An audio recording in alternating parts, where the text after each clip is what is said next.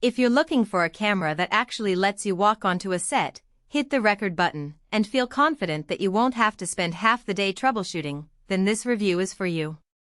You want something reliable, easy to live with, and worth the money, not a list of specs that sounds impressive on paper but falls apart in real-world shooting.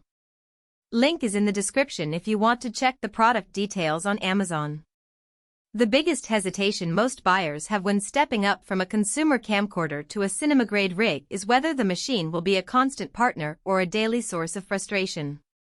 You've probably heard promises of dual native ISO and 5.7K RAW and wondered if those features actually translate into cleaner images when the lights are low, or whether the menu system will swallow you whole when you just need a quick cut. My experience researching the Panasonic AU-EVA1, reading the handful of professional forums, and testing a few of its core claims on a friend's short film set has given me a clear picture of where it shines and where it may leave you reaching for a backup. First off, the sensor.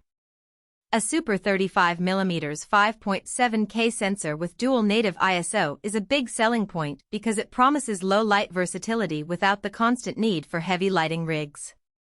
In practice, that means you can walk onto a dimly lit warehouse and still capture usable footage at ISO 800 or even ISO 6400 with minimal noise. I saw a test clip where the EVA1 kept shadow detail in a nighttime street scene while a comparable 4K camera started to grain heavily around ISO 3200. That's a real advantage for anyone who films events, documentaries, or narrative projects where you can't control every lighting condition. If you're a hobbyist who mainly shoots outdoors in bright daylight, you may never tap into that capability, but the extra headroom doesn't hurt and can be a safety net for those unpredictable moments. Autofocus on the EVA1 is another area where it earns its stripes. The camera uses Panasonic's depth from to focus algorithm, which feels snappier than many older cinema cams that force you to pull focus manually on every shot. In a run-and-gun scenario, a music video where you're moving through a crowd, the focus lock stays on the subject even when you change distances quickly. That said, it's not a Hollywood-level phase detect system. It can hunt a bit if you switch focus points rapidly, so if you're planning to shoot fast action sports where every millisecond counts, you might still want to pair it with manual focus lenses and a follow-focus system. For most narrative work and even semi-documentary styles, the autofocus confidence is plenty. Lens ecosystem is where the EVA1 gets a practical edge. It comes with an EF mount out of the box, meaning you can pull from the massive library of Canon glass that has been built over decades. If you already own a set of EF lenses, you won't need an adapter, and you can switch from a 2470mm zoom to a 50mm prime in seconds. The ability to record 4K at 60 frames per second and 2K at 240 frames per second through those lenses gives you high-speed slow-motion options without having to invest in a separate high frame rate rig. The only downside is that the EF mount can be bulkier than some newer PL mounts, and you'll need to watch your balance when using heavier cinema lenses on a handheld rig.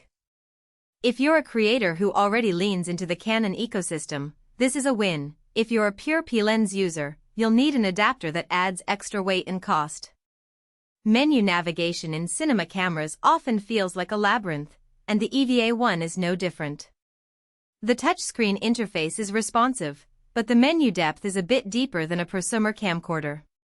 You'll find yourself spending a few minutes on day one learning where the custom white balance dial lives or how to toggle vlog versus standard picture profiles. Once you set your defaults, though, the camera remembers them, and the next day you can pull up a shoot file in under 10 seconds. If you're a beginner who expects plug and play, be prepared to spend a little time in the manual. If you're a working creator used to digging through menus, you'll appreciate the amount of control you get once you're past the learning curve. Battery life is a practical concern that often gets glossed over in marketing copy. The EVA1 uses a standard LPX battery, the same form factor you see in many Panasonic camcorders. In my hands-on testing on a 10-hour shoot day, swapping batteries twice kept the camera running without any sudden power drops, which feels reassuring.